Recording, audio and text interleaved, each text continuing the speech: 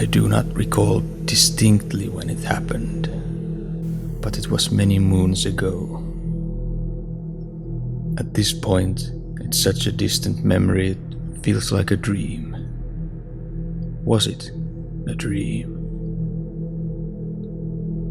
Close by my home lies an orchard, in whose deeps I find peace and solace. Laying on its moss-covered slopes, gazing up on the waning moon, I regularly find myself drifting into deep thought, thinking, dreaming. This place quickly became my usual haunt, and I began to spend an increasing amount of time there, mostly at nights. Watching the twilight turn to dusk brought me joy, and at the dead of night, I felt at home.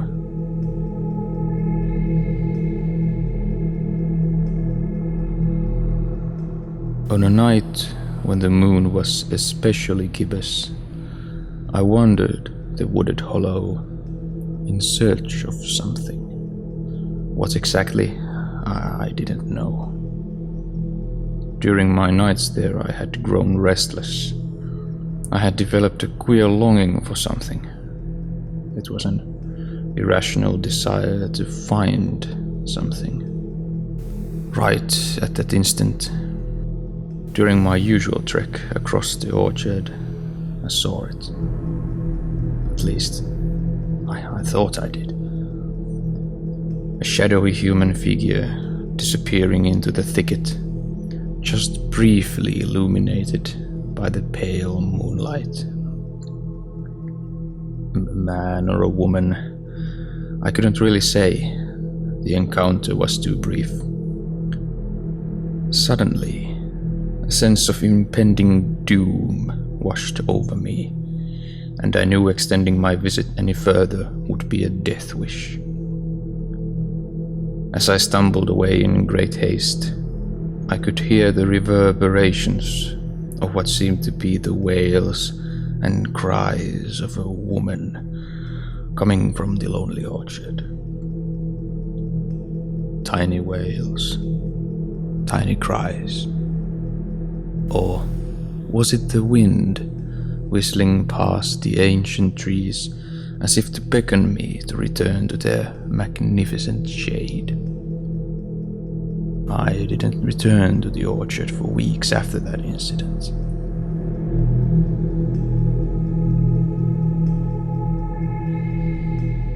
I had trouble sleeping.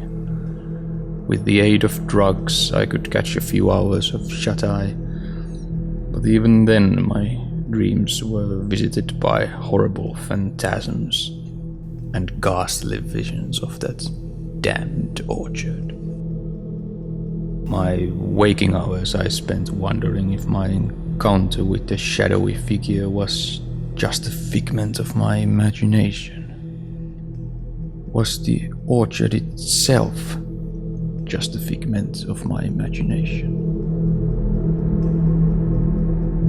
I knew I couldn't rest easy if I didn't return to that accursed place once more. I decided to set out, come the next eventide.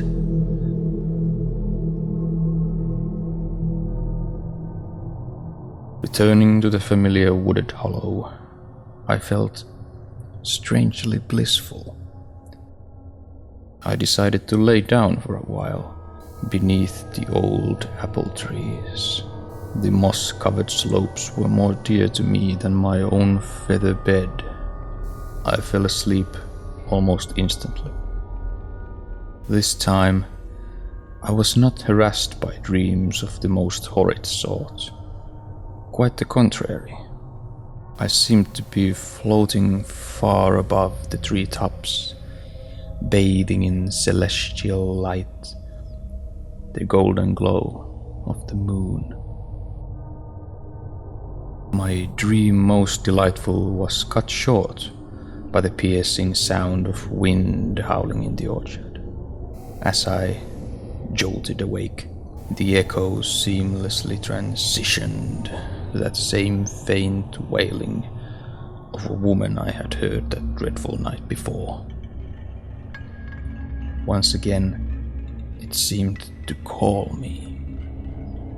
This time, I heeded the call and began to walk deeper into the woods, following the sound. As the source of the wailing drew nearer, I could make it out more clearly. It was not unlike a burst of song, and its lyric harmony had me in its spell. The soft song ended abruptly, not a moment before I reached its origin. What I saw before me made my blood run cold. A woman dressed in white, staring deep into my quivering soul. Her white gown was almost blinding me. So brilliantly it shone in the bright moonlight. She waved her hand, ordering me to come hither. The woman now spoke a welcome to me in a soft language I seemed to know well. The mysterious siren now extended her hand to the nearby tree branch and gently picked a ripe fruit from it. She gave this fruit to me. A plum it was.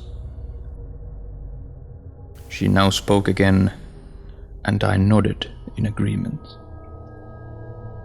I took a bite of the plum, and what filled my mouth was the sweetest nectar any man had ever tasted. The beautiful woman watched me silently and contently as I consumed the drupe she had gifted me. But as soon as I had finished eating the most delicious thing I had ever eaten, I realized that plum didn't have a stone inside it. I cast a perplexed look at the gorgeous woman in front of me. I watched her once beautiful visage contort into the most hideous grimace of an old witch. The witch laughed as I fell down on the ground with fright, and she spoke to me in the most disgusting voice. You have tasted the flesh of the plum with no stone, the sweetest substance known to man. And now I curse thee to nevermore get the same satisfaction upon consuming an ordinary plum.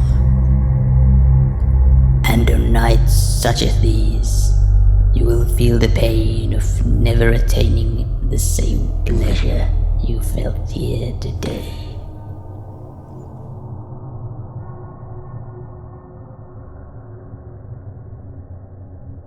After speaking these cryptic words, she disappeared with a flash, and I lost consciousness. When I came to, the day had dawned. I found myself laying on the ground underneath a gigantic plum tree. I quickly returned from whence I came and never spoke of this incident to a single soul. I didn't deem it necessary to insist upon a thing which I knew people wouldn't understand nor believe.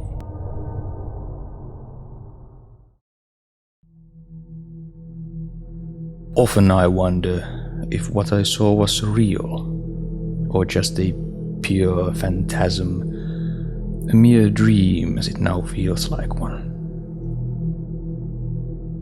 But it is on nights such as these, when the moon is gibbous and waning, that I ask myself, does every plum have a stone?